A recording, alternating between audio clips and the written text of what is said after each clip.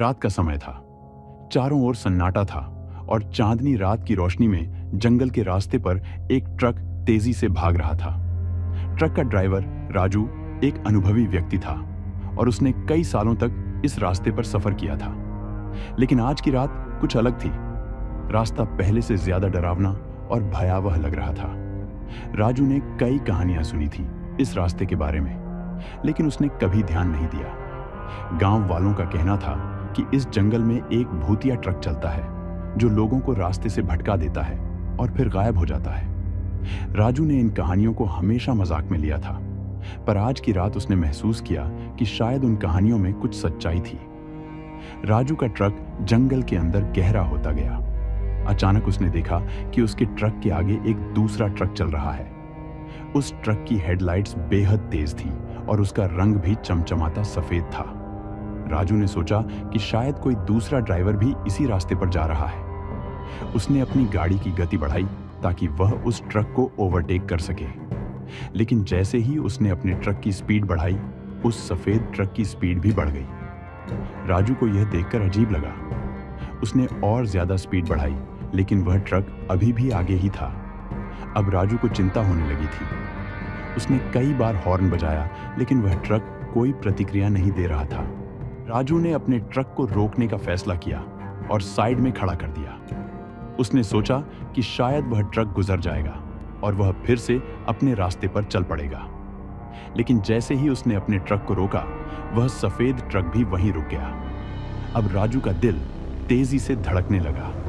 उसने महसूस किया कि कुछ तो गड़बड़ है। राजू ने हिम्मत जुटाई और ट्रक से बाहर निकला।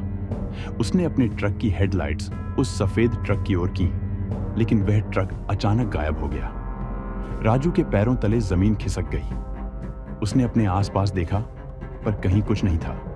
वह डर के मारे वापस ट्रक में बैठ गया और जल्दी से इंजन स्टार्ट कर दिया। जैसे ही उसने ट्रक चलाना शुरू किया, उसे पीछे से किसी ने आवाज दी। राजू ने डरते हुए पीछे देखा तो उसे एक आदमी खड़ा दिखा। वह आदमी घबराया हुआ और थका हारा लग रहा था। उसने राजू से मदद की गुहार लगाई। राजू ने उसे ट्रक में बैठा लिया और उससे पूछा, आप कौन हैं और यहाँ क्या कर रहे हैं? उस आदमी ने बताया कि उसका नाम मोहन है और वह इसी रास्ते पर सफर कर रहा था। कुछ दिनों पहले उसने भी उसी सफेद ट्रक को देखा था और तब से वह इस जंगल में भटक रहा है। राजू को यह सुनकर और भी डर लगने लगा।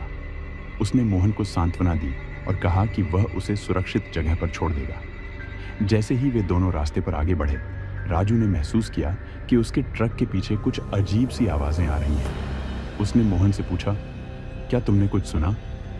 मोहन ने सिर हिलाया और कहा, हाँ, यह वही भूतिया ट्रक है। वह हमें नहीं छोड़ने वाला। राजू ने अपने ट्रक की स्पीड बढ़ाई और तेजी से निकलने की कोशिश की, लेकिन वह आवाजें और तेज होती गईं। अचानक ट्रक के सामने फिर वही सफेद ट्रक आ गया। इस बार वह ट्रक हवा में उड़ता हुआ दिखा। राजू ने अपने ट्रक को रोक दिया और देखा कि उस ट्रक से एक धुंधली सी आकृति बाहर आई। वह आकृति एक महिला की थी जो रोते हुए कह रही थी, मुझे यहां से निकालो, मुझे यहां से बाहर ले चलो। राजू और मोहन दोनों डर के मारे कांपने लगे। राजू ने उस महिला से पूछा, तुम कौन हो?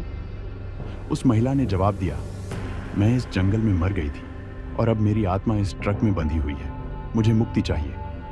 राजू और मोहन ने हिम्मत जुटाई और उस महिला से पूछा कि वे उसकी कैसे मदद कर सकते हैं। उस महिला ने बताया कि इस जंगल के अंत में एक मंदिर है। वहां जाकर उसकी आत्मा की शांति के लिए प्रार्थना करनी होगी। राजू ने तुरंत ट्रक स्टार्ट किया और मंदिर की ओर बढ़ गया।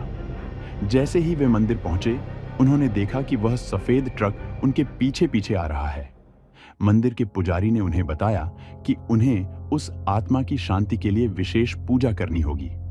राजू और मोहन ने मिलकर वह पूजा की और उस आत्मा की शांति के लिए प्रार्थना की। जैसे ही पूजा समाप्त हुई, वह सफेद ट्रक और उसकी धुंधली आकृति दोनों गायब हो गए। राजू और मोहन ने चैन की सांस ली और वापस अपने ट्रक में बैठ गए।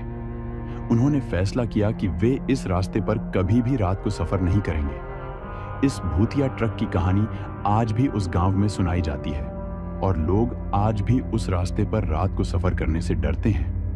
राजू और मोहन ने उस दिन जो अनुभव किया वह उनकी जिंदगी का सबसे भयानक अनुभव था, जिसे वे कभी नहीं भूल सकते।